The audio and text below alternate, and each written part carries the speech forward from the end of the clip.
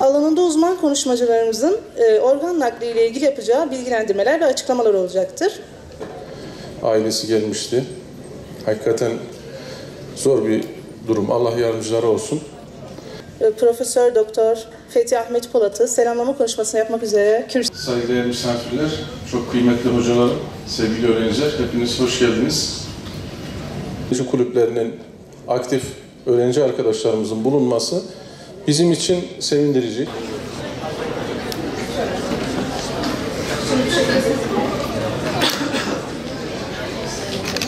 Programına hoş geldiniz efendim. Şeref verdiniz.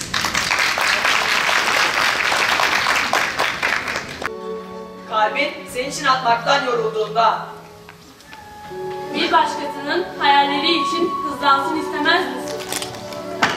Ülkemizde organ bağışı çok yetersizdir. Elimde 2015 yılına ait bir istatistik veri var. Türkiye'de 1969 beyin ölümü vakasından sadece 470'i organlarını bağışlamış.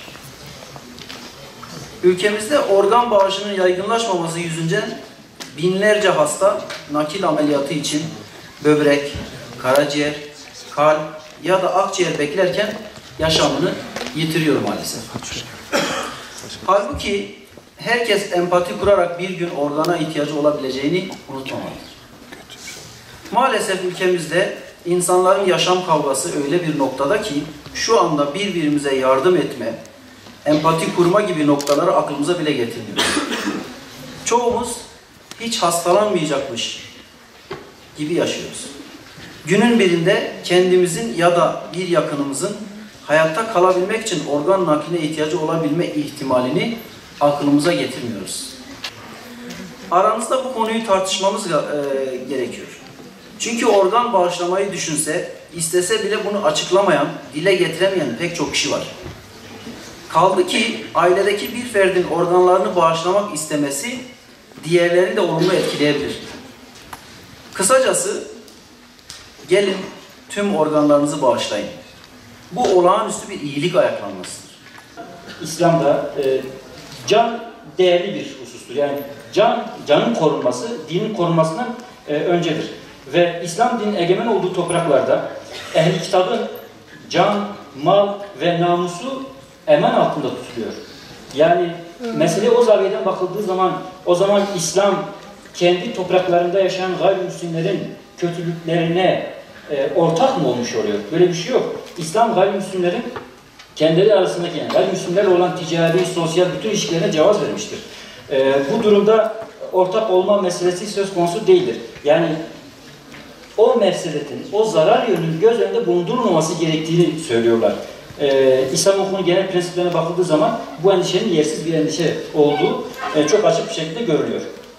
Bizimki klasik fıkıh literatürüne baktığımız zaman organ nakliyle alakalı bazı veriler bulabiliyoruz. Şöyle ki, mesela klasik fıkhadan örnekleri veriyorum. Mesela zorda kalan birinin ölü insan etini yiyebilmesinin caiz olması. Zaruretler, zaruri durumlar söz konusu olduğunda haramlar mübah olabiliyor. Normalde ölü insan etinin yenmesi yasaklanan bir husustur. Meyte, gerçi itiraflıdır.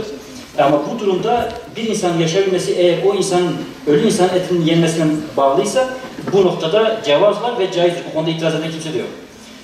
Diğer taraftan İmam Şafii ve Ahmet bin Hanbel'in sökülmüş dişin yerine eti yenen, boğazlanmış bir hayvanın dişini, bu da bulunamazsa başka insana ait bir dişin yerleştirilmesinin, ki bu İbn'dir herhalde, caiz olduğunu söylüyor. Başka bir insanın dişinin yerleştirilmesinin caiz olduğunu söylüyor Hicri 2. asırda. Başka bir örnek daha var. İmam Şafii'nin kırılan kemiğin yerine usulünce boğazlanmış bir hayvanın kemiğin yerleştirilmesi, usulünce boğazlanmış bir hayvanın kemiğin yerleştirilmesi kaydı İmam Şafii'nin namazlarda, özellikle ibadetlerdeki sıhhatten kaynaklanıyor. İmam Nevevi diyor ki eğer usulünce boğazlanmış bir hayvan, hatta yasaklanmış bir hayvanın dahi kemiği falan bulunamazsa bu durumda insan kemiğinin de naklinin caiz olduğudur. Bu konuyla ilgili fetva veren ve cevaz veren kurullar var. Örneğin bizim ülkemizin Diyanet İşleri Başkanlığı Din İşleri Yüksek Kurulu'nun 1980 tarihli kararı var. Kuveyt, Efkaf ve Din İşleri Başkanlığı'nın fetva kurulu var. Suudi Arabistan Dünya İslam Birliği'nin Fıkıh Akademisi, Mısır Ezher Fetva Kurulu var. İslam Konferansı Teşkilatı Fıkıh Akademisi'nin 1988 tarihli kararlarında şartlı bir şekilde organ nakline cevaz var. Bu nedir mesela? Kadavradan sadece örnek vereyim, bitireyim. Örneğin kadavradan organ nakli. Bununla ilgili hükümler, kararları şunlar. Birincisi, organ naklini gerektirecek zaruretin bulunması. Ne demek zaruretin bulunması? Tüm imkanlar tüketildikten sonra, organ naklinin dışında tüm imkanlar tüketildikten sonra tıbbın bunun dışında başka bir çaresi yoksa o zaman mümkündür. Konunun uzmanlarına hastanın bu tedaviyle iyileşeceğine dair güçlü bir kanaatin olması doktorların. Yani bu tedavi olacaktır şeklinde